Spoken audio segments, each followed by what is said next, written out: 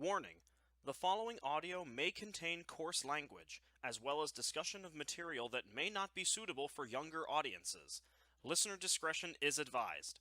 Also, we may spoil just about anything that pops into our heads. We hope you enjoy. Hey everybody, welcome to another episode of ZNote-Talku, the show where we talk about anime. Still haven't come up with a better catchphrase for that. I'm ZNote, and I am joined today by Aaron. Wait, I thought this was like a cooking podcast.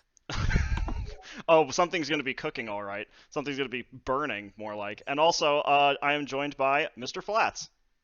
Hey.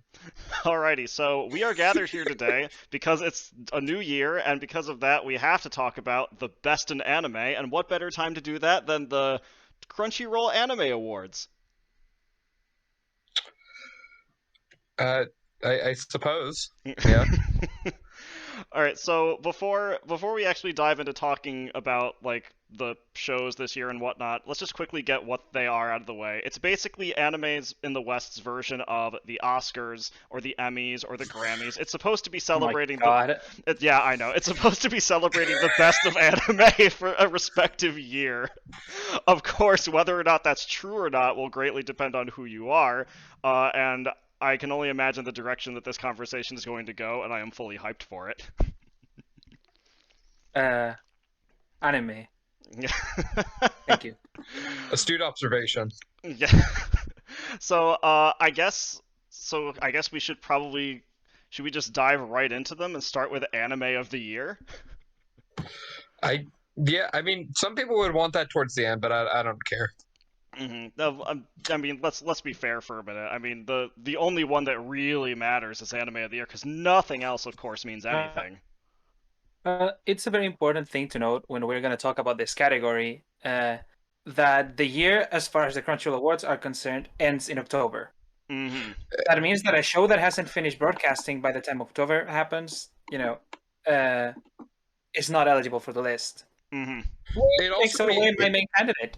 it also means that it includes some shows that have aired in the beginning of this year, even if it started last year, such as Jujutsu Kaisen. Mm-hmm. Which I find, frankly, kind of a baffling move. I mean, I can understand why Jujutsu Kaisen Season 2 is there. I mean, I haven't actually seen a single episode of Jujutsu Kaisen, so I can't actually say whether or not that's a good nominee or not.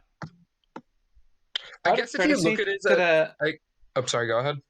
Out of courtesy to the topic of the video, I think we should probably list off the candidates in the first place. Absolutely. So, anime of the year, for those of you who either are following along or are not, include 86, Attack on Titan Final Season Part 1, Jujutsu Kaisen Season 2, Odd Taxi, Ranking of Kings, and Sunny Boy. So that was out of courtesy for the awards, and out of courtesy for anime, we should probably give our own candidates and talk about our anime of the year. I think that would be fair. What they are presented here. I think, at least as far as anime of the year is concerned, the three of us can all agree on what we each would probably pick as the anime of the year, because I think it's the same one, isn't it? I believe so. I picked Heike Monogatari as the anime of 2021. I did as well.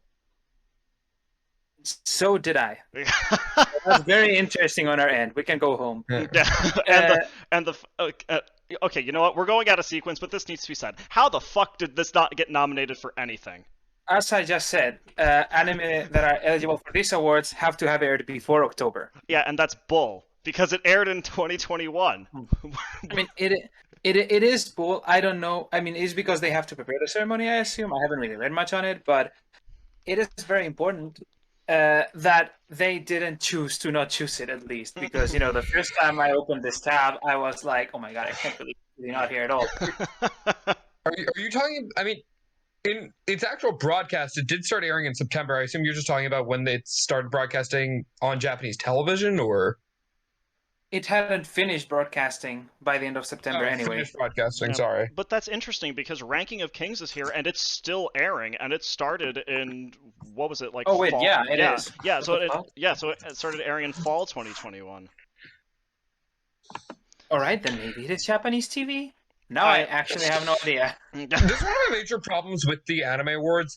I just have always seen them as being relatively inconsistent about Yeah. what counts as this year, whether they're Yeah. counting Japanese television, whether they're counting it as Western theater, like for Western theatrical releases. It's always seemed like it's a bit all over the place. Yeah, It's interesting too because like there's a lot of not only in this award, spoiling a bit of the ceremony if we ever get to the rest, but there's a lot of second course in here. Like you have Jujutsu Kaisen and you have Attack on Titan Final Season Part 1, which Attack on Titan being the first part of its broadcast still makes sense. Jujutsu Kaisen Core 2 is just the continuation of a production from last year. Now that Split Course happened, it's happening a lot more. Yeah. I'm not very sure about if we should do it at all, just because, if it's a big series that is continuing, much like happened with Hero Aka at some point, it's just going to be like steamrolling everyone. Yeah.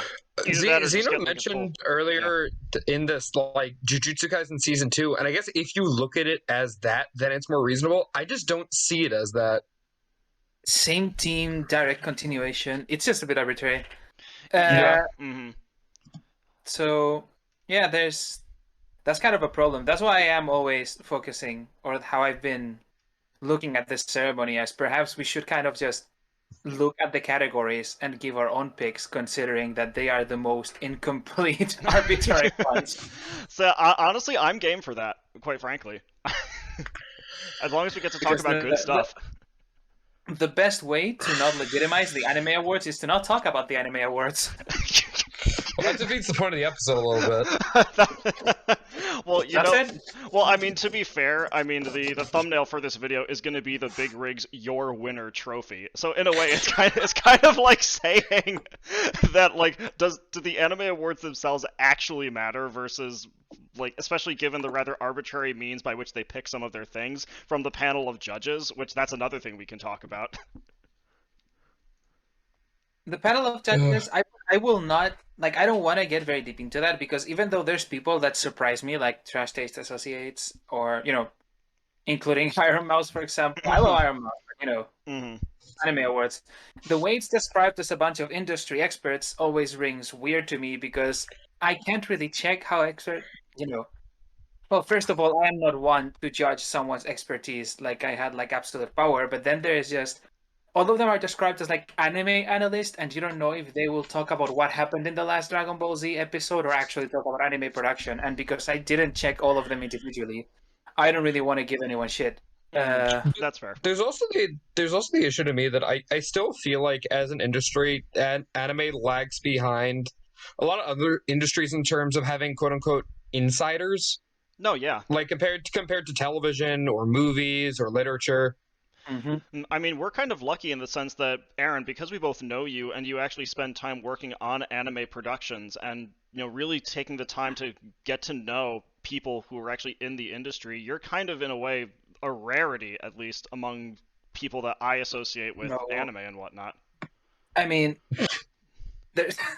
I mean, you could... I mean, So you could call me an insider if you wanted, just because I spent a long time reading the news and I have worked on some stuff. But I'm not really in contact with the people that make the decisions. I just get production materials and draw things based on those production materials. Oh, come on! We all know you have. We all know you have Maeda on standby.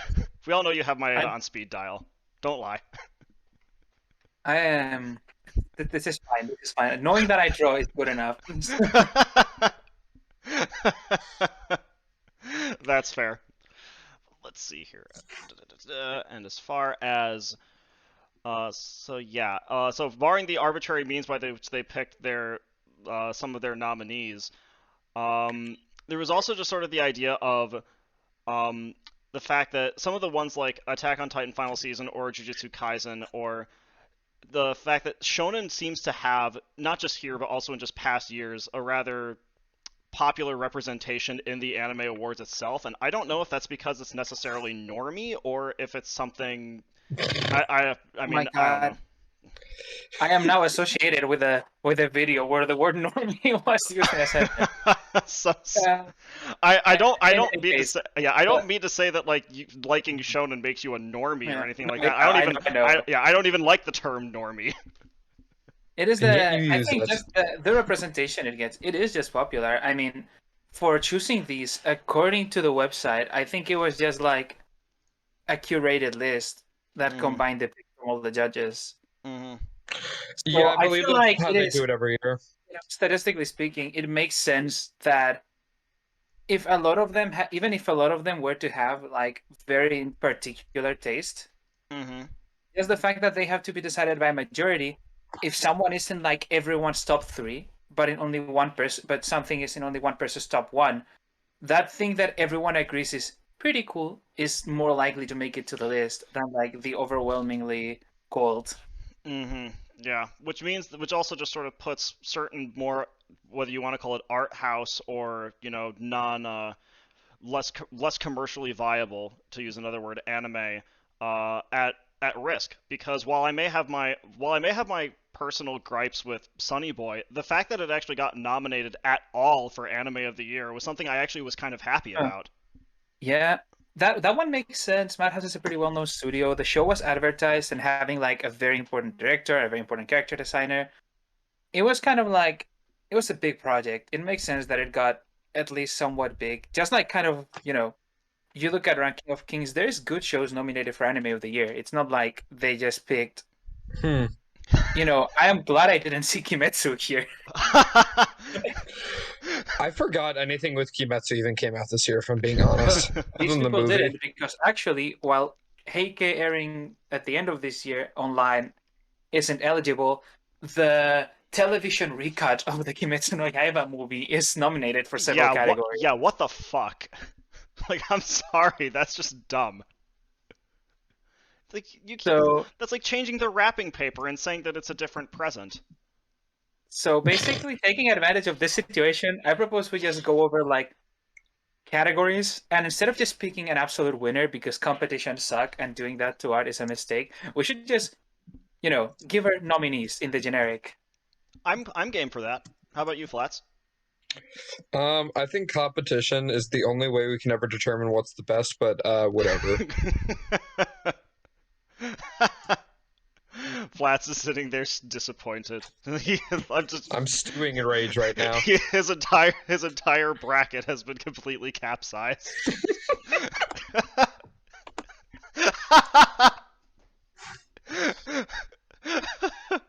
All right, so we each so aside from Heike, what else would you guys propose as a possible contender for Anime of the Year? I mean, I'm not entirely displeased with the number of these, even though I didn't watch most of these. From what I've heard by reputation, 86, Odd Taxi, and Ranking Kings, and Sunny Boy even were all quite good. I myself really liked Miss Kobayashi's Dragon Maid S. I thought that was quite a good show. Obviously, Heike was my top show of the year. I was also a big fan of Eurocamp. That was kind of a sleeper for me. That was quite good. I'm not gonna lie, half the time I forget that Eurocamp season 2 actually came out this year. Yeah, it was winter. And I really liked Dynazenon, and even though it was quite maligned, Wonder Egg Priority was also quite good. I was gonna bring it up. It's a testament to how short-term anime fandom memory is, and like how this like axiom of the ending being paramount has affected the way people talk about anime. For a show like Wonder Egg that has delivered consistently some of the best episodes of anime in like recent memory, by having like absolute production breakdown, and which that's a whole thing. By having an absolute production disaster and a dissatisfying ending, people just have forgotten about the show as a whole. No, it's just like, okay, Wonder Egg, it had cool stuff, but the ending fucking sucked, and that's it. I feel like it's entire fan memory at this point is just as the okay thing that's then sucked.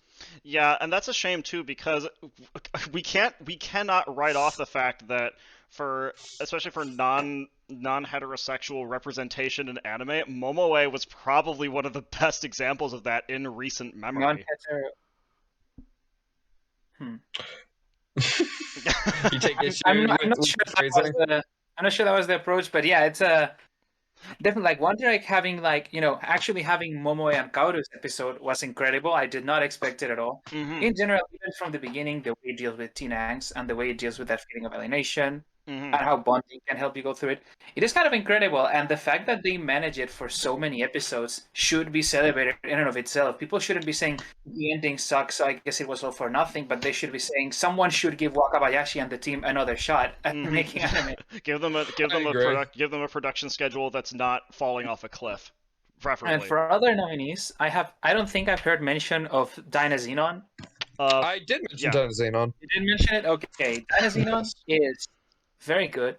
Dynazenon excels at like driving home a type of aesthetic that doesn't even happen that much anymore, which is like a very late 90s, early 2000s Denpa vibe. With that, but still with like the current feel that it needs, right? Like the way the characters interact is perfectly plausible today, even though the aesthetics that it's using to convey that all drink from Eva, Lily Shosho, and the like. I mean, my favorite part of it is just, I think Amamiya and his team are incredibly good at facilitating, I think, just a sense of awkward atmosphere that's not quite even a bad thing, but just kind of represents this just quiet unease with the world. And I think the entire show does it well. And just kind of constantly drives it in a way that never feels shoehorned, which I like quite a bit. And it's funny that you bring that up because, I mean, because of all the things that I watched this year, Dynazenon is actually the one show that I actually want to go back and give a second chance, because the more that I thought about it, because I didn't like it when I first saw it, but the more that I've sort of had it tumbling around in my head, there's a part of me that's thinking maybe the sort of cobbled together hodgepodginess of it all was more just like was me just sort of not really being able to vibe initially with the kind of awkwardness that you were talking about, and the fact that it really seems to embody that. So Dynazenon is actually like the one thing, especially with the Gridman Dynazenon movie that's supposed to be coming out soon. I actually do want to give that another go. Yeah, it's also important when you talk about Dynazenon. There is all of that, which should already be enough to sell the show. For for a description for people, Dynazenon is just like kind of brave inspired tokusatsu. It's not tokusatsu exactly. It is just like kind of inspired by Brave and Super Sentai series. Anime dedicated to like teenage people struggling with their interpersonal issues. While at the same time, trying to protect the world, except, there's a meta layer to it, and there is a somewhat, and this is a very fucked up, really wrong way to put it, actually. There's an almost live action recorded vibe to the entire series, where the way the characters speak keeps a lot of the little tumbles and a lot of the little inconsistencies of actual speech. Yeah. Which makes it very interesting. So you get this very naturalistic story of teenagers dealing with their shit, while at the same time, all of that, mecha bombast that you like. And who doesn't love mecha bombast? And yeah, apparently. Yeah. So I will, like I said, I will definitely give it another go. It's the right choice, I'd say. There should be a category right next to Anime of the Year that I think is very largely forgotten, which is the OK Anime of the Year. I sometimes use OK as a derogatory for things like that's aggressively okay. It's very nothing, but there's a lot of anime that doesn't stand a chance of, making it to any yearly list, either because production was very rushed, because it was left unfinished, because maybe it just doesn't look good at all. Yeah. Maybe there's parts of it that are very awkward, but that at the same time are anime with a very original, their own vibe that you want to like show people, but it's very hard to convince of watching because they are not immediately. Yeah, the very nature of the show or the cast or something makes it in a way a quote unquote hard sell, as it were, if I'm understanding you correctly. Yeah, I'm trying to think of like examples of things that would be like that. Like, would you put Vladlov in that? I would put Vladlov is a whole fucking thing, but to be honest, this was just a very elaborate excuse for me to shill Urasekai Picnic. Oh my god! It all comes back to Urasekai Picnic. We'll come back to that in a while. Urasekai Picnic is a show. Is it now? Urasekai Picnic is a freeform anime adaptation. Not quite an adaptation, but a freeform anime interpretation of Roadside Picnic. The book that inspired Stalker and yada yada. Yeah. With a touch of not a touch, with a whole bucket of internet urban legends Mhm. that substitute a lot of the original anomalies you will find at the zone, all mixed in with a pretty straightforward Yuri story about actual adult characters. Uh, there is one very big downside to it, which is that productively it's not good. Well, I They see. just couldn't Okay. make it look better than any meh seasonal. And Mhm. in the actors, especially, you can feel the struggle. But on the other end, the show has a very strong sense of aesthetic. Hmm.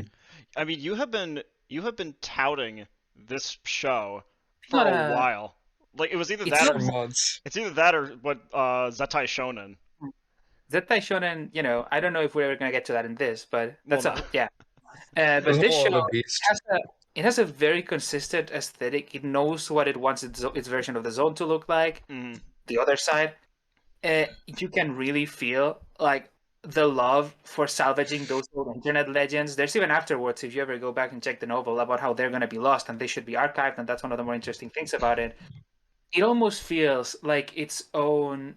Uh, I guess you could call it. It's not theory fiction, but it is one of those things that is mixing up just archiving cool old stories while at the same time telling a new one through them. And director Takuya Sato, who handled both directing and series composition of the show, like gives it this early 2000s awkward digitally experimental style that you don't really see that much nowadays. There's very aggressive post-processing. Mm. There is very awkward 3D mixing. The sound design can be pretty interesting, and it's just something like unlike anything else you're gonna find, and it is very charming in one sense. To be honest, another show that I'd think to maybe put in this category is Super Cub, even if I didn't continue it. I For yeah. a show of it is a nice Iyashike that I haven't really seen parallels to recently with the way it kind of explores loneliness and becoming okay with that. Yeah, And while yeah. I wasn't the biggest fan of the way it almost sometimes feels like an advertisement, which is a complaint I've heard from a few people. Yeah, having I finished do the think show, yeah. yeah, I do think it has a pretty coherent aesthetic that I like. I really like the way it does designs. I really love the way it does outlines, and it has this very like soft kind of appeal to it, Mhm. as well as the fact that it just has a really good understanding of environments, like and just kind of quiet beauty in a way that I think Eurocamp does a lot better. Mhm. It's funny that you mentioned Super Cub because when I made my review of it way back when, I commented that I love the backgrounds and I love the idea that it's trying to go for that sort of free and easy, comfortable kind of Iyashike healing vibe. And while I couldn't really bring myself to say that I like it, it is definitely something that much in the tradition of Yuru Camp is really trying to go for that kind of just relaxed sort of feeling. And I do absolutely admit, having watched the show, that it is very difficult to watch it without thinking of it as a giant walking advertisement for Honda Super Cubs. Like, it really is, especially considering that there's one scene where they don't call an ambulance. They instead just get their fucking Super Cubs out there so that way they can Yeah. do something in like I, frostbite weather. But no, I mean, I that's another one where I would actually reasonably say it's worth giving a try too. I was gonna say that one of the things that show always gave me, one of the impressions it always gave me, was that people like really only see it, like the overwhelming reaction to Super Cup as advertising Hmm. really makes me weirded out because like the amount of anime that is advertising from some of the most popular franchises of all time, Yeah. Sunrise should know Yeah, about that, to you know to most like short anime having a very important like publicity stunt aspect to them, and most of them being used. Opening sequences are always an excuse, or not always, but most of the times, maybe always, an excuse for the label that is participating in the production committee to put their artists out there. It yeah. is anime is so overwhelmingly marketed driven that it surprises me that they need to like say the name of a product out loud for people to seeing that they are being sold a product. Yeah, I mean, so much anime is in and of itself advertising for either a manga or a multimedia project or a light novel. But the problem Yeah, is that I think just because in this particular way that that's done, it's sort of it's because it's so much more unapologetically brazen about it. People are like, it shatters the illusion people have that anime is not really actually trying to sell anything. Perhaps, if you want to read yeah, it that but way. it's an illusion that would do very well to stay shattered. Yeah. There should have been. There's that, and it's also, I kind of get the feeling, and I've asked people about this. I don't have any proof at hand right now that I can use, so I'm not gonna consider it a fact. Mhm. But it just like get the vibe, and I've heard from people that it seems like even before having any sort of collaboration or sponsorship, Super Cup being like this specific product that was like loved by the character had been there since the original. Yeah. Like from the author's very mind. So at that point, can we, it is a show that is about the admittedly questionable idea of someone hailing through a practice that is inherently consumerist, but that doesn't mean it's insincere Yeah. or directly an advertisement. And those two things can collide and they can work towards the same direction. So that's always an interesting thought to have. Mm-hmm. As I said, I think I've softened my stance significantly as time has gone on. When I first watched it, I was pretty unapologetically like annoyed at it, just because, especially in the first episode, at times, I'm not even sure if I would call it brazen, but it's just like it'll be like, God, I love my Super Cub, and then it will just like flash the Super Cub logo, and it's like by doing stuff like that, it does feel a bit on the nose. But I think maybe going back, I'd be more okay with that, knowing that it is also a small production that, I don't think I would probably have this production if it was slightly more subtle and a bigger production. Yeah, I mean, for me, the idea that it was like a walking ad for Super Cubs actually was not really an issue in the first place, especially considering that, I mean, it wasn't like... It's not quite the same, but I mean, everybody talks about Code Geass as being the next best thing in the world, and yet there was Pizza Hut plastered all over it. Yeah, to the point where it became a huge meme. Yeah, it still even is a meme even now. But yeah, so like if you, for anybody listening, if you were steered away from Super Cub because of the supposed product placement vibe in it, it really is a non-issue. As far as the actual experience of watching the show is. At least it was for me. I guess it'll depend on the person. No one is wrong in being driven off or driven away because of that, because it can be very annoying. But yeah, it is worth considering that it might not be just an ad that costs 23 minutes a week. Yeah. I want to bring up another show from this year that aims for this category real hard. Which one? Kageki Shoujo, not to be confused with Shoujo Kageki. Oh yeah, I didn't watch this show. I didn't watch this one, so I can't comment on it. I didn't watch it either. I see. I get to go off for a very. I'm gonna make it short. But basically, Kageki Shoujo is about girls aiming for aiming for becoming top stars at Koka. This show's equivalent for the academy that gives birth to the stars that would participate in the Takarazuka review. The famous Japanese theater troupe, or group of theater troupes, I guess.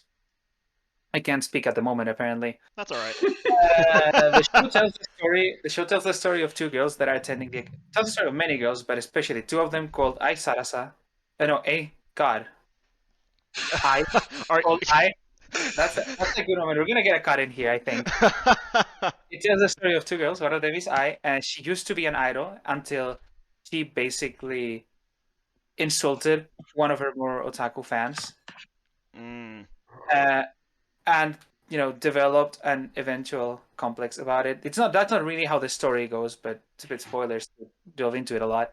And Sarasa, a very bright and cheerful girl who was trying to do kabuki before entering Koka.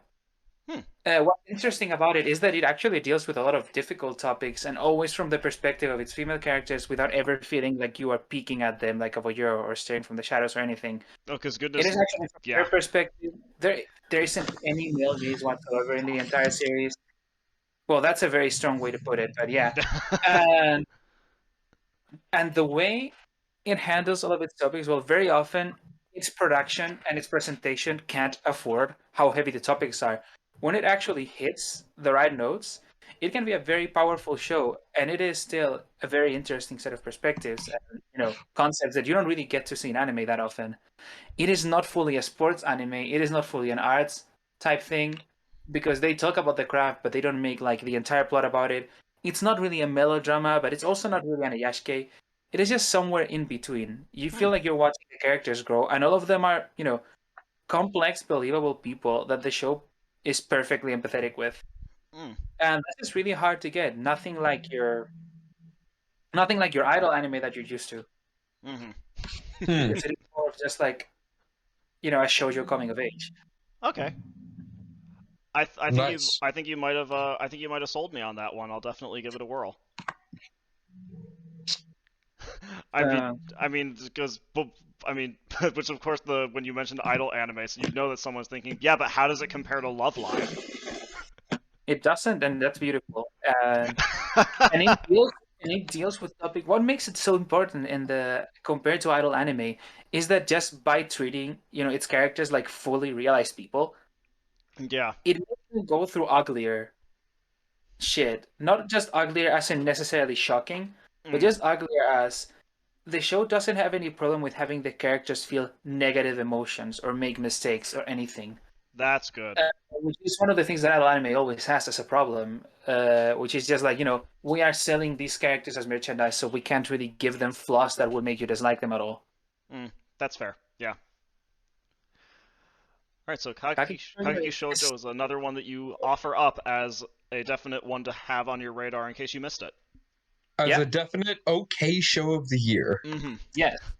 Yeah, and I know we already talked about it, but I do want to give one last little just insistence that people really do give Wonder Egg priority like a chance if they have not seen it, or if from all the bad fallout from the supposedly bad fallout from the ending or the special somehow dissuaded them.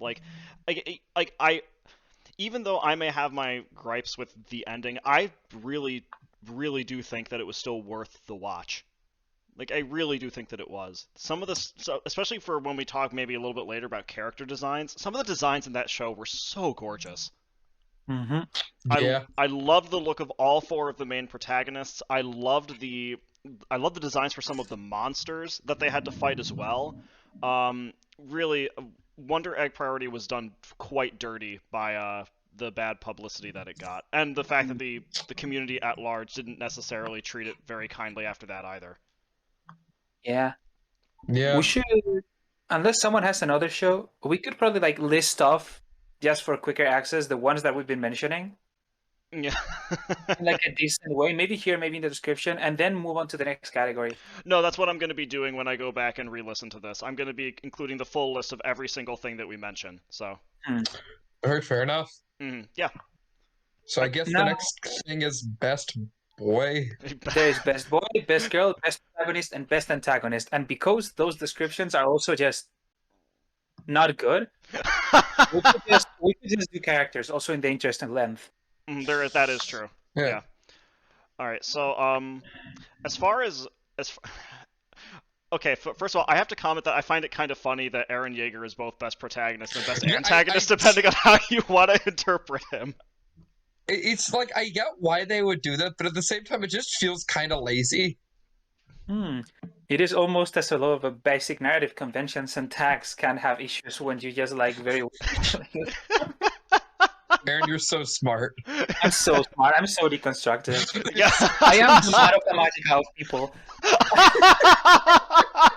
There are no other deconstructive magical girl anime except for Monica. We all know this.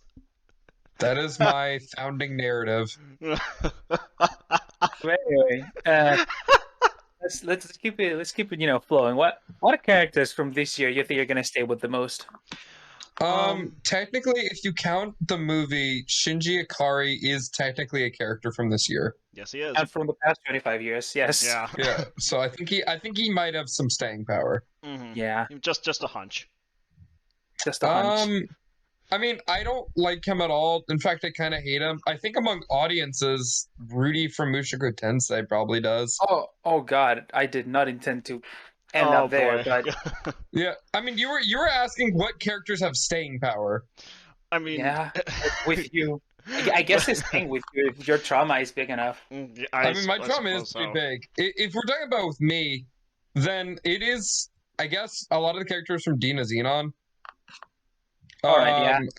Yeah, no, I quite like Galma. Mm-hmm. Galma's pretty. Galma is just quite a good character. Yeah, Galma's pretty interesting. As far as just to maybe list off like someone that's actually listed here, I really do like Boji from Ranking of Kings. He's not only absolutely adorable, but his whole entire like raison d'etre I think is so fascinating to see unfold. I have to catch up with Ranking of Kings. It looks great. I haven't watched it. It's made by Studio Wit, and it seems to be regarded among fans as one of the better anime to come out of the fall. Its aesthetic manages to strike a wonderful balance between being appropriately cartoony and also not being afraid to get really vivid and dark with its color and palette.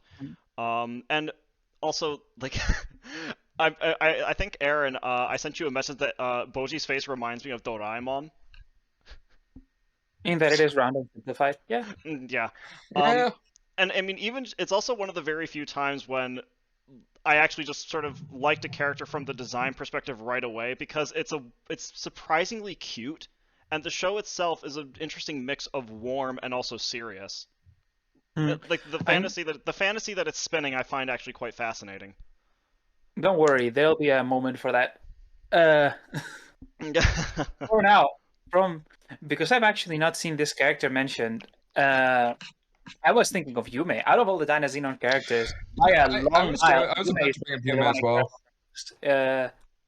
You don't really get to see that type of expression. Not only just like accepted, but like legitimized and seen with such an empathic look. Like, she starts the show by basically like doing some ugly shit to the main character, or not the main character. I would say she's the main character almost, but yeah. you know, to the dude. Yeah. But like as the show goes on, she's pretty much at the center of the plot. Everything, nothing she does is seen as like inexcusable or just plainly evil. And the way she communicates, just that very low key, almost like always slightly alienated, but at the same time not really like socially incompetent, just very reserved, is really cool. It's really good to see it there. I think part of the reason why I was turned off from Dynazenon at first was because for at least the aspects of the plot that involve Yume's character, that was something that I had watched a lot of recently, right around the time that I had been watching Dynazenon, so I think I just sort of overloaded on it. So that's another reason why I wanna go back and see it, is in part because I feel like if I do, I'll be a lot more receptive to Yume as a character. And considering how important she is in the context of the 12 episodes, I think that will make a world of difference in how I see it. Yeah, definitely. It's also Hasegawa has such a good, like Keiichi Hasegawa, the writer, has such a good grasp just on like character writing in general. Gridman was already top notch. And Dynazenon takes it like one step beyond. Yume's whole arc, which I will not spoil here, is like such a good fucking way to reappropriate or recontextualize a lot of Denpai. It's really good. Yeah. With Wonder Egg, there are a few characters that I think very clearly fit on the list for me. All of them. Yeah. A lot of the characters from Wonder Egg, yeah. Maybe not Neru, but most of the other main girls. Neru always kind of lagged a bit behind everyone else for me. Very girl boss. Maybe that's the aspect that just didn't resonate at all. Yeah, not just because of that, but also her character itself is naturally a little bit more abrasive and brusque compared to the others, or at least in terms of sociability. So that might also have something to do with it too. And also, I just found Oto's chemistry with the other two, especially Eureka, to be a lot more fascinating to see in the context of the show. Yeah. And that's not to say that I think Neru is a bad character. Like I said, I like all four of the main characters. I just think that between the four, Oto, Momoe, and Eureka really do sort of stand sort of apart from Neru in some aspect. I really felt Momoe out of the Wonder Egg characters. She doesn't have like the most immediately magnetic presence as compared to, Rika. But God, I felt for her a lot. Yeah, I did too.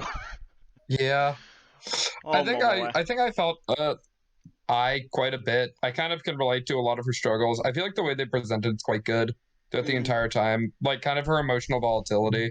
I just and kind of her slowly bringing everything together, I think was quite a nice touch with the story. If only they could have stuck the landing with the teacher. We Yeah. don't talk about teacher. We don't talk about the teacher. We don't talk about stuff like that here. We don't talk about that, yeah. Mm-hmm. Oh, yeah. But and to give up some different shows, I were out of the original nominees, actually not in Best Boy. I think it was in Best Girl. Yeah. Mm-hmm. Sarasa Watanabe. Well, both I and Sarasa from Kageki Shoujo are very, very good characters that I always want to highlight. Not only in the personalities and their different arcs, the ways they learn are very different, the ways they interact, their craft are very different, but also just like from a design perspective, Sarasa is amazing. Mm-hmm. She's like has such a recognizable model, and is one of the few that manages to look good even when the show isn't really at its best production-wise. I know what you mean, yeah. Mm-hmm. Yeah, because I will say of the nominees that are there, while I do really like Vladilena from '86, I find her much more fascinating in her actual dialogues and conversations with Nozen. Because while I like sort of the dilemma and the moral conundrum that she's thrown into, it's the real meat of what made '86's first season work for me was that interaction that the two of them had. I didn't watch Fruits Basket the final season, so I can't comment on Toru Honda. I actually haven't seen any of the new Fruits Basket whatsoever. It's probably good. People seem to be going absolutely ballistic over it. And I just wanted to have a hot take with that. And Komi Can't Communicate, Shoko. I like Komi Can't Communicate, but I wouldn't put Shoko on my list of memorable female anime characters of the year. Yeah. There's still a division between like Best Boy and Best Girl. like this might be dumb, but how hard we have accepted all of this talk of like Best Girl that anime internet fighters seem to go for that hard. It's kind of weird. That is true. Yeah. That we just don't talk about characters. Well, we don't have best protagonist and best antagonist later, but it's I get there's an aspect of like we like this person like on a purely a charisma level, but I don't know. It's just a bit weird. Yeah, no, that makes sense. I mean, honestly, I find the whole like waifu thing to be very kind of just whatever. Like if you do you, that's fine. But I'm not keen about it being such a focal point in the anime awards itself. Yeah, I don't think that is really what they're going for, considering the characters that are nominated. Yeah. But yeah, no, just like very arbitrary division for four categories for characters instead of just having best character. Mm-hmm. Yeah. It's also interesting because there aren't really that many full-on classic antagonists in anime. There really aren't. Yeah. And when they're there, they're not really that charismatic. Like, I know Shigaraki Tomura has been there in Hiraka for a while. The guy from Skate seems very charismatic. It's just, I don't know, it's just interesting how often anime will have very diffuse antagonist organizations or systems rather than avatars. Mm-hmm. Yeah. I mean, it's funny actually because despite the My Villain Academia arc supposedly being one of the most fascinating aspects of the story, I thought when I finished watching it that's it. I don't know. I was expecting a lot more. It's been a while since the last time I watched Hiraka, so I couldn't tell you. It's been like about 5 or 6 years since I watched Hiraka, it feels like. That's probably an exaggeration, but I don't even know anymore. That's fair. I mean, and the years have been blending together recently as is, so what is time? What is time anyway? On a similar note, I do think there are a couple solid characters from Jujutsu Kaisen. Jeez. I think Itadori is an engaging protagonist. I think at times he could kind of get on my nerves, but especially when he was kind of in that solo arc within the mid part of the series, I think is when he really shined. Mm-hmm. There's also that one character. There's like this big jock type character who's kind of a sexist, but then isn't. Who I kind of found funny. So what you say is he gets better.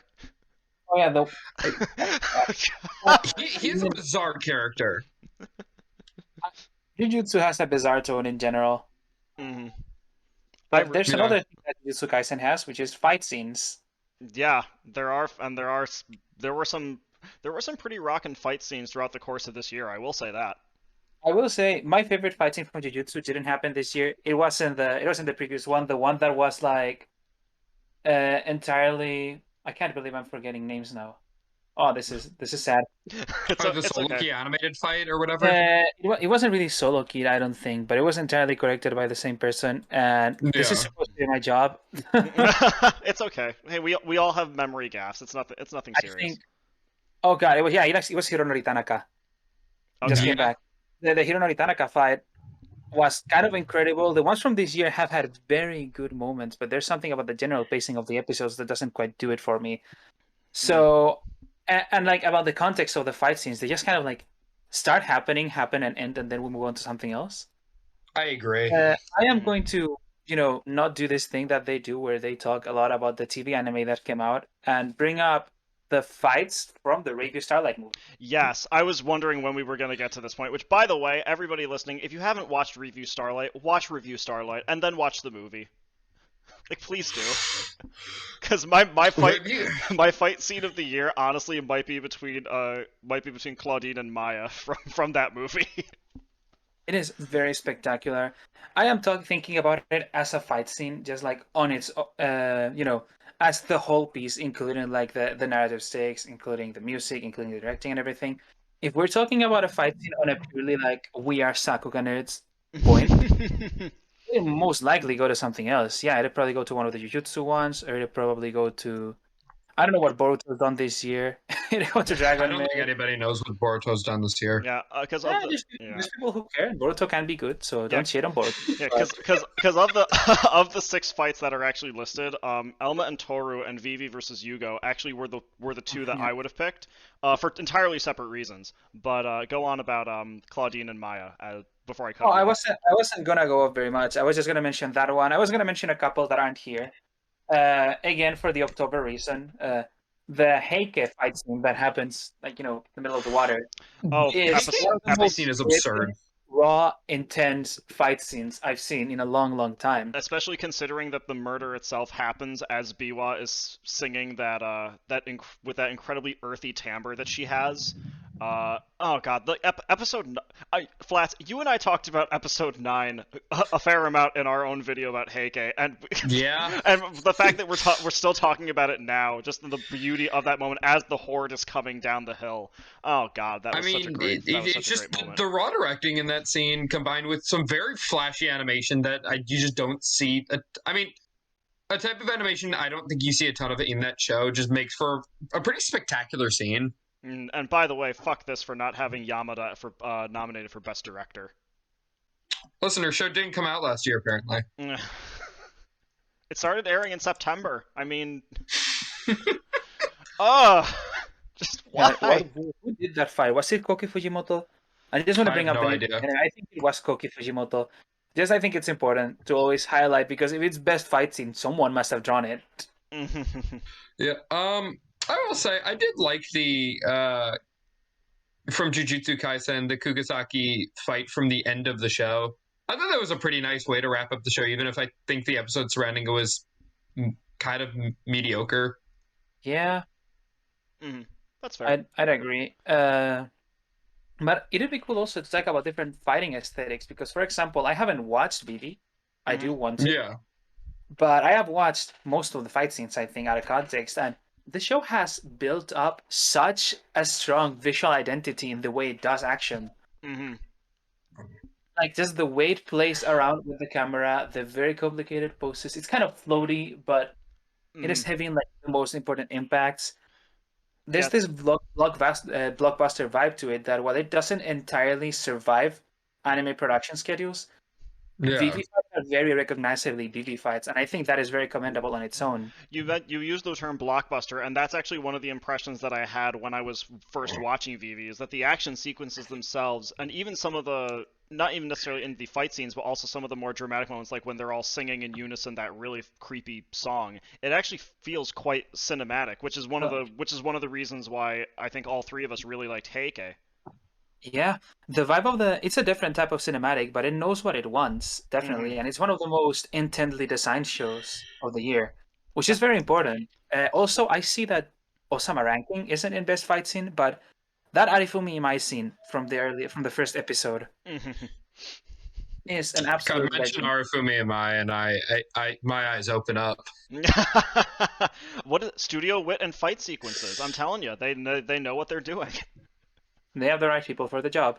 Yeah, because Uh, Wit did both Osama and Vivi. mhm. So if there's any lesson to take away from this year, more people should know about Wit Studios' work. I think enough people know about the work of the studio that has made the most important anime franchise in years and years. Well, that is true. You got me there. Yeah, no, I think that's a fair point.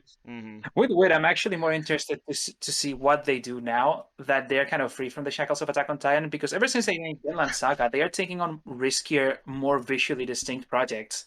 Which Like, anime can we need. have Bubble being made, we have Osama ranking, there's the girl from the other side, which is going to be incredible. Which one was the girl from the other side again? No Shoujo, the adaptation of that manga.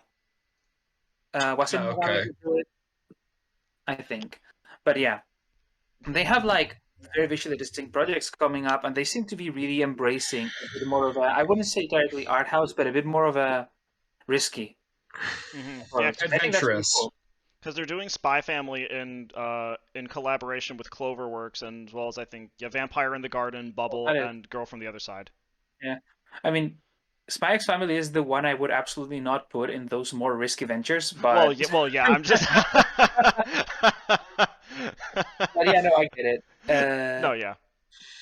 There's in general fight scenes. It's very hard to just like go back to a year's whole list of anime and be like, yeah, these are like the good fight scenes. That's true. But it should also be brought up because I brought the review movie, so I guess the breaks are off as far as mentioning movies is concerned. The final fight throughout the entirety of the latest Ava movie. Oh, that was absurd. Yeah. The last few action sequences are kind of incredible, and there is something to say about how difficult it is to choreograph fight scenes when the mechanical design and the technology being used in that story gets so absolutely wild. Yeah. Like I said this before in private conversation anyway. I had no idea what the hell or how the hell they were going to do Thrice Upon a Time. Dear God, that was such an amazing thing to watch on my screen as it was unfolding. Jeez. Oh my God. Bye, Evangelion. And I am looking at which of the Grand Orders movies came out last year. Okay. There is... Oh, Fate Grand Order, you mean? Fate Grand Order, Shinsei Entaku Ryoiki Kamerot Paradin Argetram. It's, or Argetram, I have pronounced all of that wrong, but basically it is the Grand Order Kamerot movies. Listen, it's not my fault that they can only name things like Absolute Demonic Front Babylonia. I guess so, yeah. And this is the problem with live recording, I guess. That's all right. This movie is not good. Oh wait, is this the one where you showed me like the 5 scenes from it? Yeah, so this movie is not good. It is absolutely inconsistent. A lot of the drawings are terrible. A lot of the animations are terribly timed.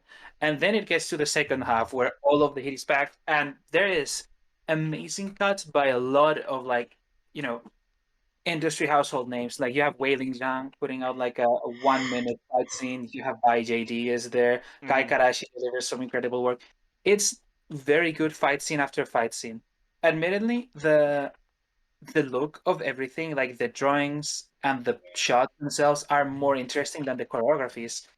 But it gets very exhilarating, which is a very big achievement for a movie that, until the fights broke out, had me wanting to go to sleep. Never a good thing. Very backhanded, but this is a compliment. If we're also on the subject of anime films this year, but aside from we talked about Evangelion and Review Starlight, and you mentioned Fate Grand Order, 2 other ones that are worth possibly mentioning: Mobile Suit Gundam Hathaway's Flash, the first one of that. That was last year. Of course. Shit. Holy yeah, shit. I honestly I forgot that it was last year until maybe about like super super late last night as I was just about to go to sleep. It's like Hathaway's Flash. But yeah, I mean, barring the fact that it's doing a wonderful job of setting up mystery, especially with the fact that if you have watched the UC timeline of Gundam, you will actually recognize a couple of these characters, and even then it might not be wholly necessary to see all of what came before in order to get caught up. But even so, it was a very interesting action mystery, exhilarating movie. I really want to see what the hell they do with the main girl in that movie. She is Yeah, you could also I have no idea what the hell they're going to do with her, but I cannot wait for the next 2 installments. just not watch anything and watch it and be like, how can this look so good? Well, there is that too. The realistic drawings, the way the animation, and just like the sheer complexity of a lot of the cuts in that. Like layers upon layers upon layers of stuff, all put either in a 3D environment or in a very complex multiplane camera. Mm-hmm. Like, it's such an ambitious movie, and it delivers all the time. Yeah. There's even some opera in there, which is not something you usually expect. Yeah, and the other one, and this is going to be me jumping on a little bit of a box, is Gintama the Final, which, yes, it doesn't make sense to watch. Of course. It doesn't make sense to watch that movie if you haven't seen the other, like, 369 episodes and one film that's canonical, technically, of the series. But they somehow took all of the insanity, all of the action, all of the weird earnest pathos that Gintama had throughout its entire run and just made for an exhilarating 2-hour action film. And it was, the only way that I can describe it is that if you've seen Gintama and you really, really like it, the film really is, I think, probably the high point of the franchise. And that means a lot considering that some of the arcs that are in the show can be really, really, really devastating and also side-splittingly hilarious, like the funeral arc. And yes, the funeral arc is a comedy arc.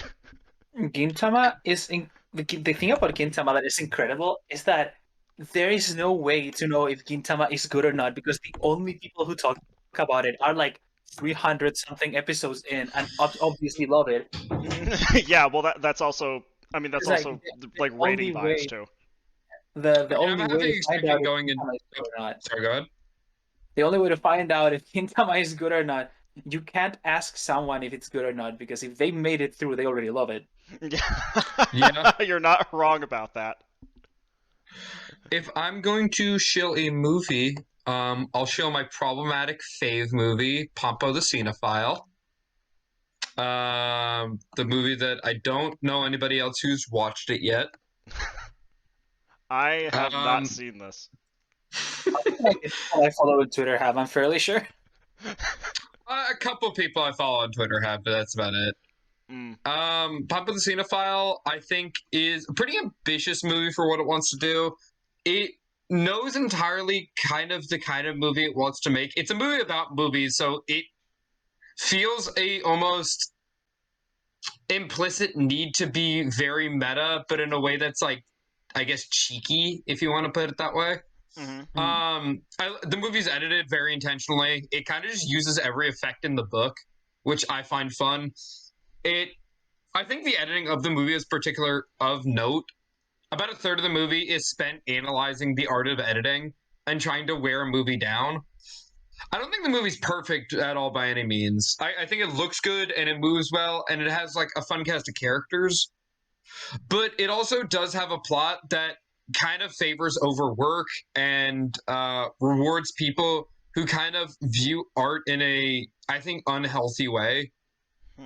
As well as at points, for some reason, giving bankers a redemption scene for some reason.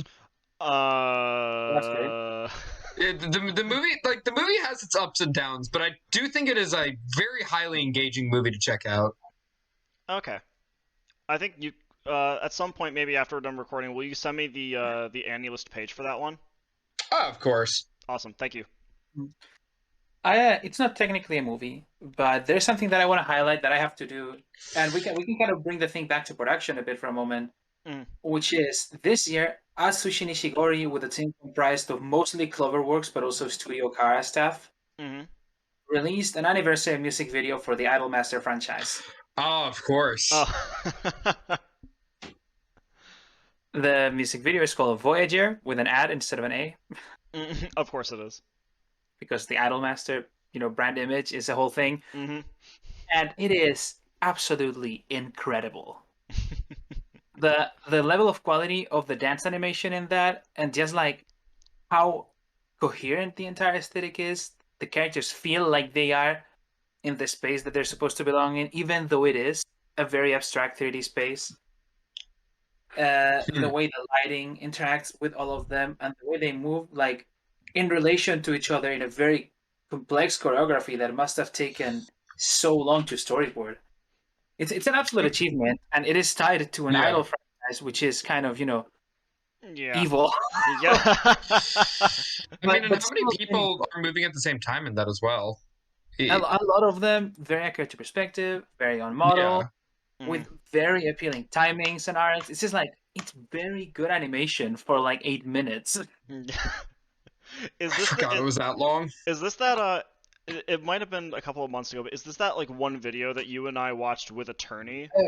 Yes, I've shown this to like everyone. Yeah. Okay, now I remember what you're talking about. Yeah. That's a wonderful movie. It's very good stuff, and I think we left some productive issues there, because we've talked about fight scenes, but I know these awards have like an animation category in general, Mm-hmm. and I think it's very easy to mistake animation for action. Yeah.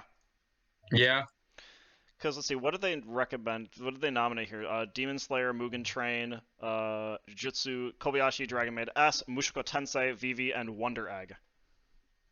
So for a start, I'm gonna say, the overlooked in every category is the show that didn't make it to the awards. Mm-hmm. Yep. Heike, we will miss you. But out of the ones that did come out this year, I think, rather than which has the best animation, which would truly be most likely a competition between like what's the word? Kobayashi Mushoku. Between Kobayashi, Mushoku, and the first few episodes of Wonder Egg, and Osama Ranking. Osama Ranking should be here by like absolutely should be. I agree. It absolutely should. And I think it's interesting to look at what each of them does, because Mushoku is just like a very consistent production that, for whatever reason, decided to gather around this particular thing. Yeah. It is a studio pretty much, well, this thing that the studio was made exclusively for Mushoku is not really true. Though definitely that's like the franchise that they're occupied with now. It's not like the studio is just going to close when it's over. But it is together with a lot of people that love the anime and know a lot of people who can do a very good job, and you can really tell just how rock solid a production it is by looking at it. It's kind of annoyingly good. Wonder Egg, for a few episodes, especially I would like to say episode 3, has incredible character acting and animation, which is extra cool because the character designs are very hard to get right in that one. Yeah. Pretty awesome web gen animation within those first couple episodes. I mean, throughout, I think the entire series it pretty heavily excels with web gen. Especially given all the circumstances involved, where they were trying to scramble to get it out in time. Yeah. The fact that the fact that it looks as good as it does really is a testament to the fact that of all those people who tried so desperately to get it to air in the first place. Yeah, no, the amount of team effort in that one is kind of incredible. Dragon Maid is a Kyoani production, so yeah. And Kimetsu no Yaiba is a movie that doesn't look as good as a movie, but also looks better than most TV anime. So I guess it should be here and denominated. And also, going back to something that ZNote said before, really brings back, or not brings back. It's a very interesting blend of using anime and more traditionally cartoony stylings, which actually I have to mention, there is a lot of differences in the approach that is taken to animation for anime and, for Western cartoons. Yeah. But they're not wholly different. And a lot of anime animators would have a more Disney-ish approach if they were given the chance, and, vice versa. It is... So it's not like anime and cartoons have gone their entire separate paths, and, shows... Yeah. Or if you look at how much Takafumi Hori likes working with the West, it is... God, the West, I shouldn't call it that. Yeah. is it testament that they're not really that different, but it is very rare to see a blend of the strengths of both so strong as Osama ranking. Even down to the first episode, the very simple designs are there that facilitate just moving things a lot more. But at the same time, it doesn't sacrifice the more idiosyncratic drawings that anime has us used to. Mm-hmm. They don't care about like staying 100% on model all the time. They don't care about all the animation having the same vibe. Mm-hmm. And they just expressivity above everything is what seems to be the focus, and I think that's really cool. And I think a lot of people are going to overlook it because it looks kind of childish, and a lot of people tend to conflate complex drawings with good animation, or a lot Yeah. of or a lot of flashing colors with good animation. Mm-hmm. I'm a Sakura person myself. I love watching my like very stainy explosions on my cubes, Yeah. on my body punches and whatnot. But there's like a quality to the way Osama Ranking approaches animation as a form of acting that is really, really, really cool. Mm-hmm. It's in part because I it's would so all. refreshing. Oh, Oh, that's all I had to say, so- just as a tag on. Go uh, ahead. to be honest, there is also one other thing I would put in here if we're going to include movies, because they had Kimetsu no Yaiba Mugen Train, Mm-hmm. and I would put again Ava in this. Mm-hmm. I just the first half of the Ava movie is kind of a Mhm. master class to me.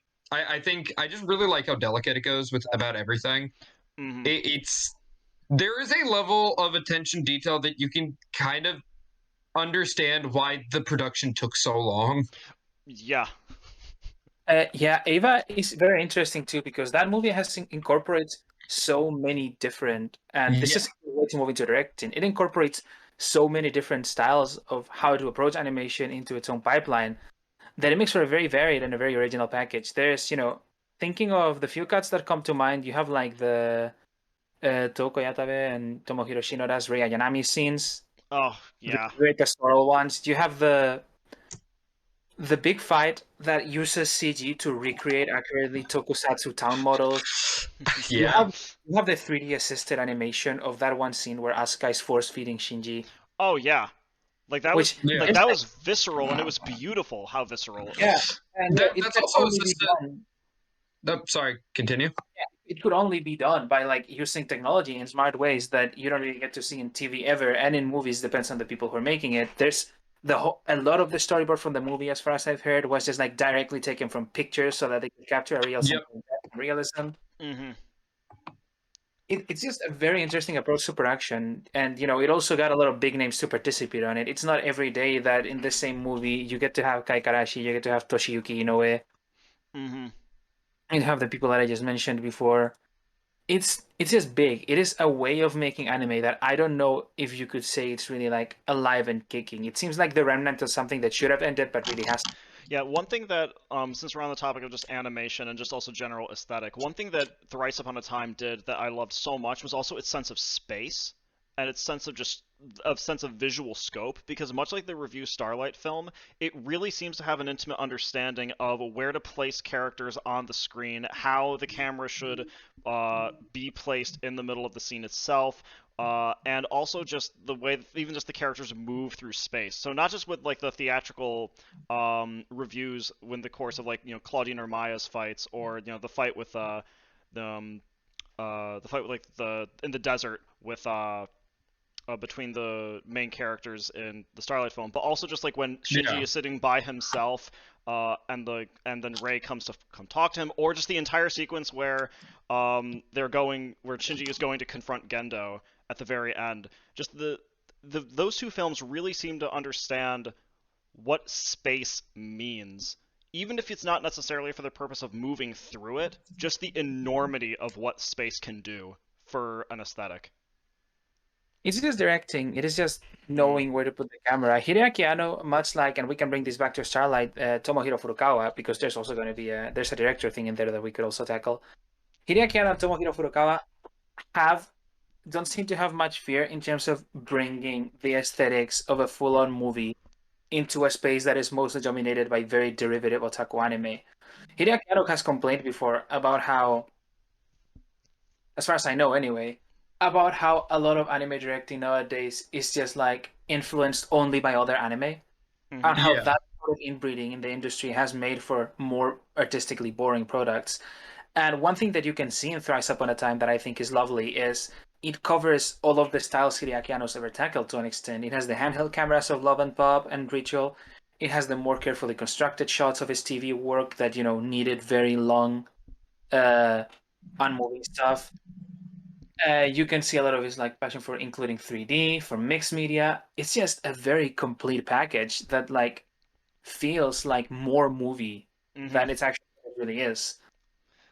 You're much more familiar with Hideaki Anno's output of work than I am. I've been putting off Nadia and the Blue Water for way too long. So have I. Among his other works. So have I. Oh, really? Oh, okay. For whatever reason, I thought that you both had seen that already. No, I just happen to have seen the live actions, and to be honest, most other things except for Nadia. Oh, okay. I've seen basically everything except for the live actions on Nadia at this point. But it's I love just watching the movie and being like, oh god, it's Ritual. It's actually Ritual. They're doing this thing from this movie and this thing from this other one. Mm-hmm. It feels like, to be honest, it feels like he's more free when he's working on live action. Yeah. Mm-hmm. And that's what I've heard. Elements that he very painstakingly tried to bring here. I read in the Boru comments a while back, I may be wrong, that during the force feeding scene itself, there was that the scene was done differently originally, and then Hideaki Anno just kind of went no, we can't do this other way. But there's always a lot of hearsay that, so that is true. And I did. Yeah. So. Oh no, go ahead. That's that. Oh, okay. I thought you said that there was something else. So I know that you have to get going in a relatively little bit. So I feel like before we do anything else, we need to talk some more about music, whether it be OPs, EDs, or score in general, because I don't think we've actually hit on that. I don't think we've hit on that very much actually. Vladlov, best OP. It's a take. I'll have to take your word on that one, I suppose. But as far as the OPs go, of all of the OPs that are at least listed here, the one that I put on constant repeat is I Know Supreme from Dragon Maid S. It is a banger, yes. And it is quite good. And it's beautifully animated too. I would put the Beastars 2 OP up there. I think it's quite good. I think Beastars usually does a pretty great job with its openings in terms of both visuals and music. Also, because it hasn't been mentioned yet, I'd like to also throw in, as an honorable mention, Shadow House's OP, and also ED, since we're on the subject. Shadow's House has very good. I think it's Kevin Penkin. Shadow House has very, very good music, and the sequence that accompanies it too is very good. I like the ending song more, but as a whole sequence, the opening is just fantastic. Mm-hmm. Yeah. So, actually, I was trying to use the previous section, the Hideaki Anno thing. Yeah, sorry about that. That's the way to elegantly and swiftly, like only I can do, classic entertainer. Move on to the category of best director, because I think there's a lot worth talking about this year. But no, it's fine. Also, this is unstructured on purpose, so we can go to that if you want to. Yeah. So, sorry about that. Oh, whatever you want to talk about, sir. Oh my god! Don't put me in this spot. I actually thought we were just gonna carry on natural and then bring it back, but there was the awkward pause. And I was like, well, I guess I have to say this now. Go ahead. But because we were talking about Ava and Review Starlight, I think this has been a year with a lot of very specific voices have managed to appear. Mm-hmm. Yeah. Shin Akabayashi's latest, only big directorial work before this had been the 22/7 shorts, which were very short. Ano Hino Kanojo Tachi. Yeah. And it feels very unnatural now that I'm just bringing it back up like this, but it is. I don't know. I don't really know how to continue. There has been no response. You guys have just let me talk. No, I thought that you. I was going to bring it up that I do think this has kind of been the year of the auteur with the anime. With anime. Yeah. It's kind of what I've heard from a few different people. You have Sunny Boy. Yeah. You have shows like Wonder Egg Priority. You have Odd Taxi. Mm-hmm. You of course have Heike. It's just a lot of I guess you can't really lump Osama Ranking, but even Osama Ranking is very highly unique among a lot of shows that have come out recently. Absolutely. If anything, it really goes to show that even if they don't necessarily quote unquote land in the traditional sense that we say that a show lands, the fact that these shows are so unique and that they stand so deliberately apart from just about everything else is in and of itself commendable in an industry that feels like every year it does seem to be getting more gradually homogenized. Yeah, it's I feel like a lot of young talent is going to eventually have to just come out and do more stuff in front of the public. I like the example of Furukawa because he'd been hidden among the as one of Ikuhara's like big assistants for the longest time during Penguin Drum and during Yurikuma. Mm. And I think Review Starlight already solidified him as like a very interesting figure, but it was this movie that has made him a director with Yeah. a very clear style, and this obsession with working together with graphic designers, or with one graphic designer specifically, Masaki Kohara, still does. Hmm. And the way he's trying to like appropriate the aesthetics of other movies and incorporate in the case of the Starlight movie, very theater vibes. His project is really interesting. In an interview, he talks about how the usual audience for gacha games and idol anime is used to very linear, very obvious narratives, and that what he wanted with the movie is not to say anything particularly deep, but to be like, hey, this is what a movie looks like. And to be fair, what the movie looks like is mouth-wateringly gorgeous. Yeah, I do wish movies looked like that more often, to be honest. Yeah. Yeah. Like animated movies or otherwise, there really was something so beautiful, not only just about how crisp it all looked, but also just the fact that it was willing to go completely down into the absurd and abstract and just lived in it. Yeah, it's all about the spectacle. That movie is entirely, it honors its wild screen baroque tagline. It is all about delivering like a sensory experience that only a movie can give you.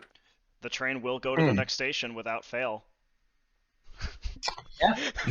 Just bring up the lines I say. Yeah. And what about Yamada? Oh, Yamada. Who left Kyoto Animation around a bit over a year ago now, as far as I'm concerned. Or at least around over a year ago is when she started writing on like their staff blog. She left Kyoto Animation and had been working on Heike Monogatari for a while without, people that weren't informed working on other smaller stuff too, like apparently Kaguya-sama or Visual Prison. Which did happen. Yes, it did. And like seeing her, the interesting thing about Yamada is that when you see the lists of her favorite movies and directors, you see stuff that doesn't really match up with the image a Silent Voice and K-On! Would give you at all, right? No, yeah. There is the Funeral Parade of Roses. There is Jodorowsky's The Holy Mountain, right? And Heike as just like a bit more of a violent, a bit more of an emotionally intense, and a bit more of an art house production. Listen to art house on its own, but you know what I mean. Yeah. With a very distinct style that doesn't really correspond with the aesthetics you immediately associate with modern anime, is such a good first step out of the sort of cage that the brand image of Kyoto Animation had put her in. So I'm really interested to see where she goes from here. Heike is incredible. If Heike was her first like really solid venture outside of KyoAni, I eagerly anticipate what will be her next project.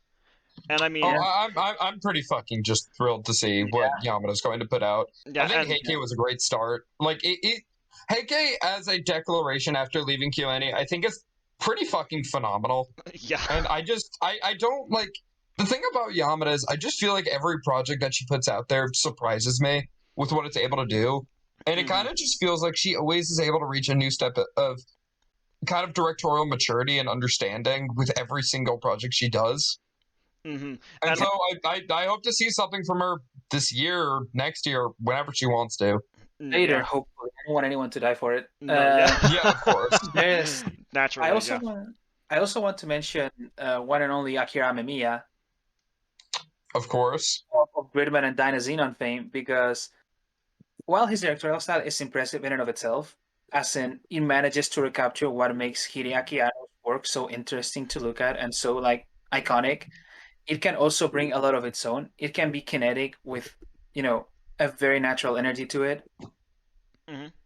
It can be very good at just like limit animation bound comedy. Like the awkward jokes in Dynazenon, think of the churro, are kind of incredible.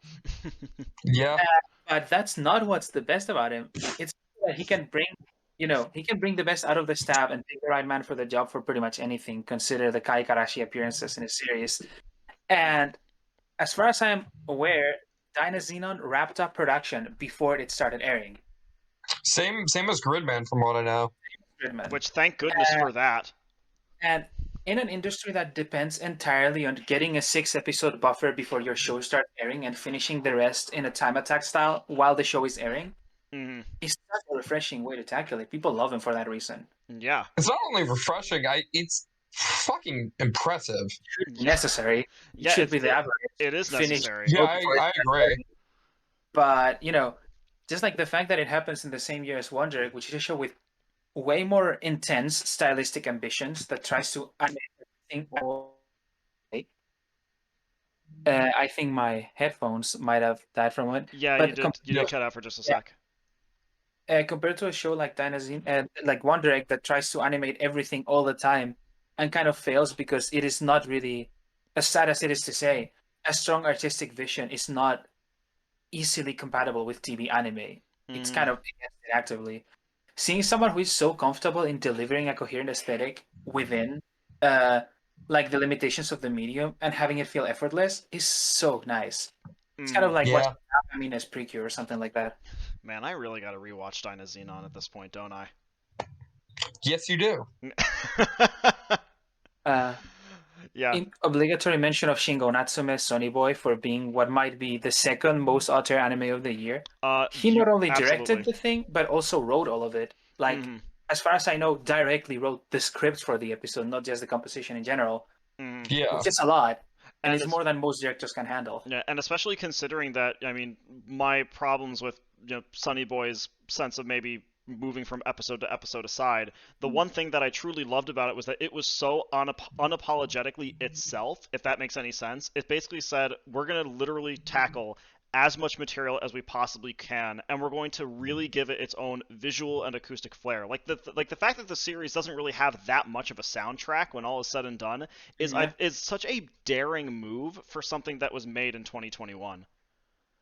Like, I love the fact that it just has long periods of just quiet, or just where like a sound effect is sometimes all that you need in order to convey something. Like the scythe swinging in the first episode when they say you can never return home. Or just the gradually creeping up of the dark as the school is getting enveloped. I mean, I loved those moments because they're so minimal in some kind of aesthetic level, but also they're just screaming style. I loved the fact that it was so unapologetically itself. And it's like how much this also owes to late 90s and early 2000s Japanese works. The way it manages to like capture teenage characters that aren't bound by the fluffy, bloodless approach of most anime. The way it incorporates characters from so many different walks of life, it's just a very refreshing anime to have, and I hope we get more from that. There's another person I would like to mention, or that I think is worth mentioning. Who is that? Why do you say that like you were scared? Come on. I'm interested. Slightly nervous. I really wasn't going to bring up anything weird. I'm just going to make a joke about like Tsukito Laika. Oh, yeah, okay, yeah. Which we've already mentioned. Sorry. Yeah, which we made our video about. Yeah. I don't really think we need to say anything more about it, but Tsukito Laika is a very interesting example of directors that are capable at communicating, but at the same time, again, have a vision that just does not work for the horrifying schedules of TV animation. I think it was you in the video who said that you could almost sense that when he gave them like the styles or the storyboards that he asked for, you could feel the animators sweating, like in the show, I think is what you said. Yeah. Which is yeah. God, that's the whole thing. Which if you want to hear us talk about Irina for almost an hour, I'll link that in the video's description, along with the video I made with Flats about Heike. Of course. Because those are both a lot of fun to do. And let's see. So Is there anything else in particular that we feel we should touch on? There's a lot of things that I will eventually be like, oh shit, I forgot to mention that, just because I didn't prepare for this video at all, so I'm just kind of winging everything. I mean, I thought I was going to prepare, but then I didn't. we have all of the genres, but I don't really care to talk about the best like romances or like the best couples or whatever. I want to do a special mention to Beastars. Actually, I forgot about Yeah. Beastars for a moment. Beastars is a fantastic series that really knows its characters well and doesn't try to get caught up in overarching themes that would be the joy of a first-year degree student, and instead just focuses on like the minutia of their feelings and the way those clash with each other.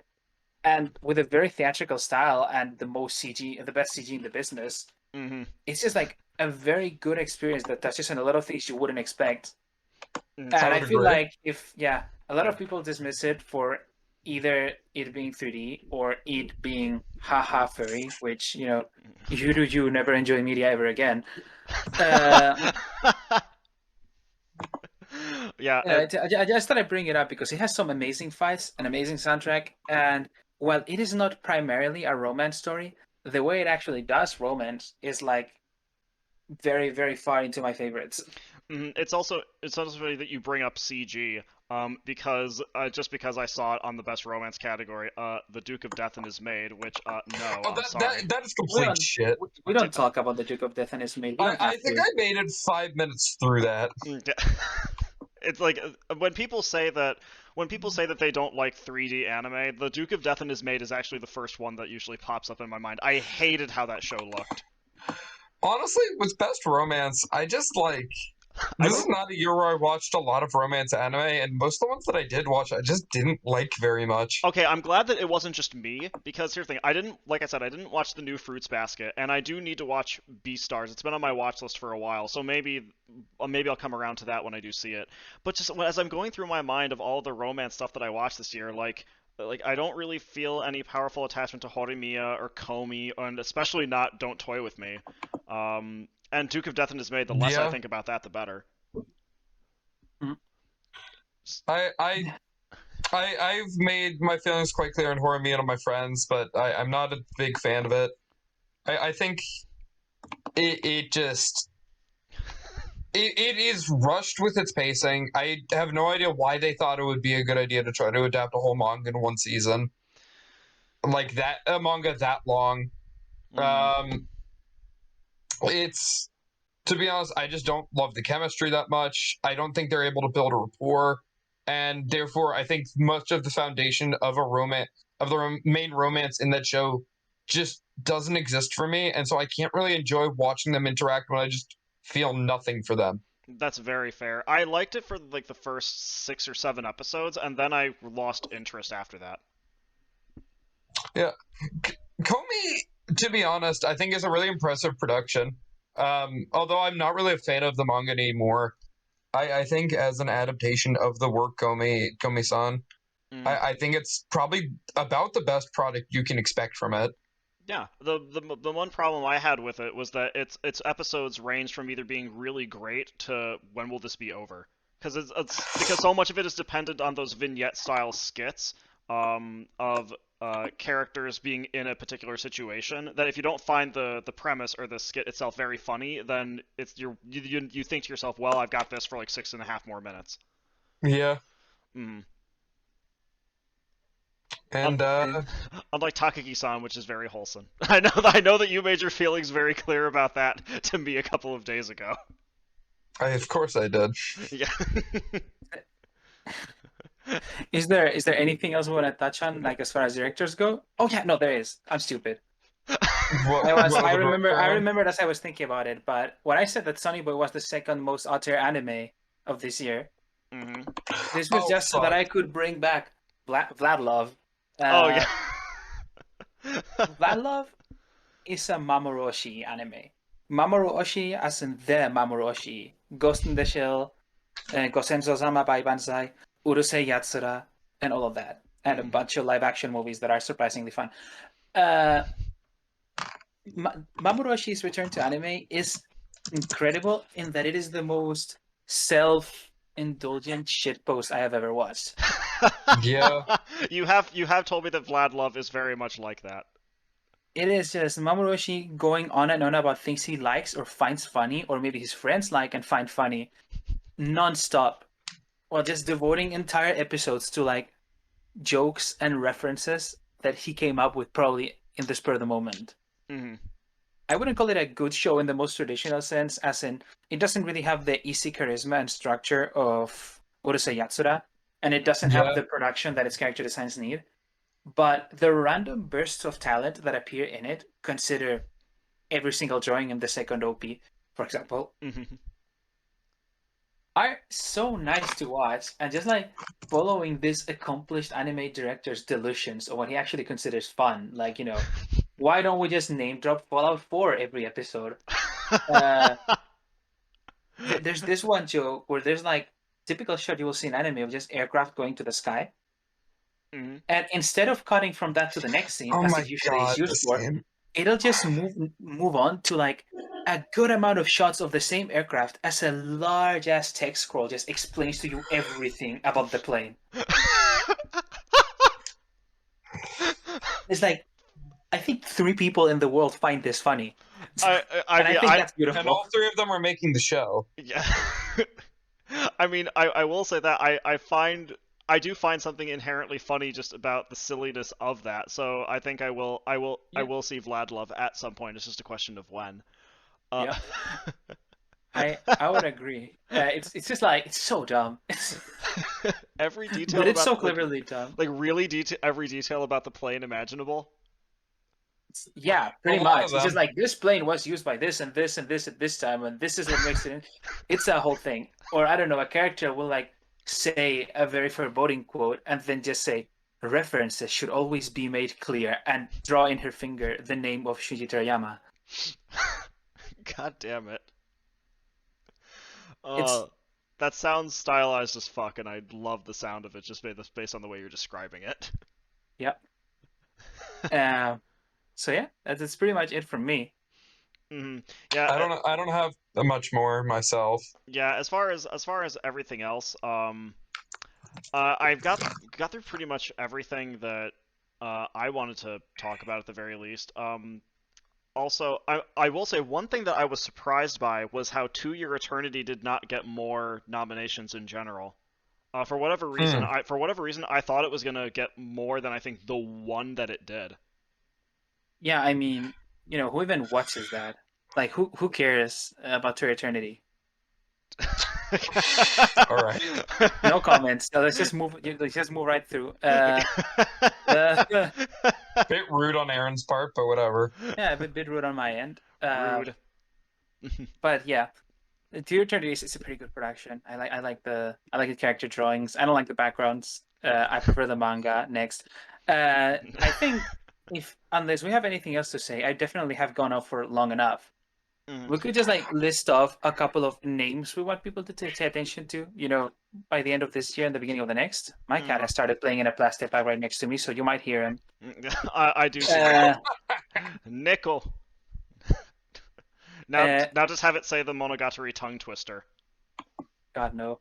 But yeah, throw out a couple names of anime that you want people to pay more attention to, either because they're good or because you just think, they'd be interesting to look at. We could do like 5 each and just make a cool list out of them. Yeah, so sure. Yeah, so of the 5 that I would say, if you're not going to check out anything else from 2021, at least seriously consider these 5. I would say Heike Monogatari, Dragon Maid S, Sunny Boy, Wonder Egg Priority, and then I'd say a genuine tie between Ranking of Kings and the first season of 86. I would give out my tops for the year, which are Heike Monogatari, Miss Kobayashi Dragon Maid S, DynaZenon, Wonder Egg Priority, and Yuru Camp Season 2. I because I kind of just agree with all of that. Do you want to be the contrarian, or just like, yeah? It's not even a contrarian. I agree. I just want to bring up different stuff, which is gonna be, as I mentioned, Kageki Shoujo. Mm-hmm. As I also mentioned, Urasekai Picnic. Mm-hmm. I would add Mars Red, a Taisho era Okay. themed vampire show with a very pretentious vibe that I think is interesting to look at. I would mention I have not even finished this one, but I'm really interested in, and the first few episodes have been good. Godzilla Singular Point, which I is thought you were gonna held mention a by different like show. which one? Sorry, Well, go ahead with your point first. Yeah.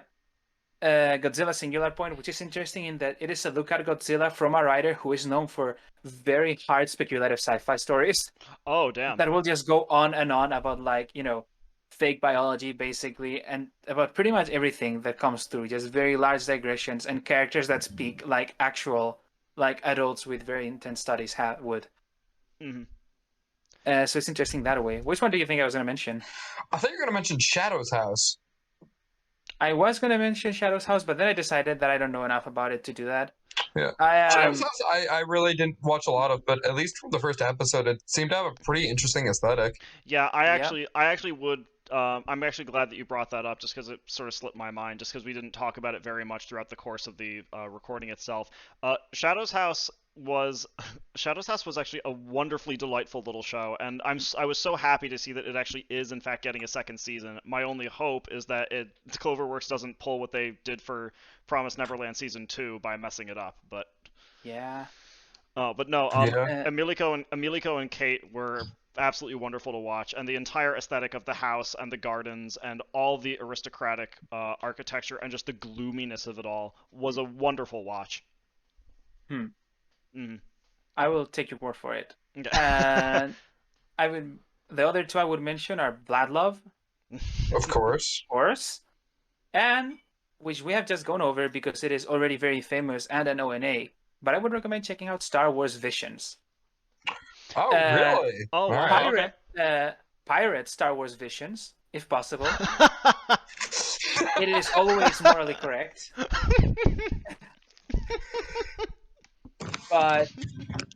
But past that, anthologies are, to me, one of the best ways to enjoy any medium. You can just see a bunch of studios and directors' take on Star Wars, and while it is definitely mild by comparison when you look at other anthologies like the Animatrix, which is very interesting, you can just get like a little bit of many different things. There's a few very good shorts in there. There's the Duel by Kamikaze Doga, which is just like this Kurosawa-inspired 3D battle, which is not great, but it's very interesting to look at. There is the Kenji, God, I don't know why I'm forgetting names. Kenji Kamiyama one, which is pretty much the pilot to a long-ass series that will never exist, that has a pretty good thriller vibe to it. There is Lopa Nocho, which is an incredible animation and concept art effort. There's a lot to like in there, and I think if you want to find out what kind of anime is for you, looking at an anthology and just following the careers of the people that have worked on it is a very good way to get started and like just broaden your horizons when it comes to watching anime. And of course, That's a fair point. And the two other things that, even if we have not already made it clear that we must insist that people also see, is the Evangelion Thrice Upon a Time and the Review Starlight film. Yes. Yeah, as well as there are a lot of, I think, good movies that I haven't even been able to see yet that came out last year that I think people should be on the horizon for. Yeah, but I mean, ultimately, like 2021 as a year for anime, like it was actually pretty decent. It was a blast. I enjoyed it. Yeah. It was pretty fun.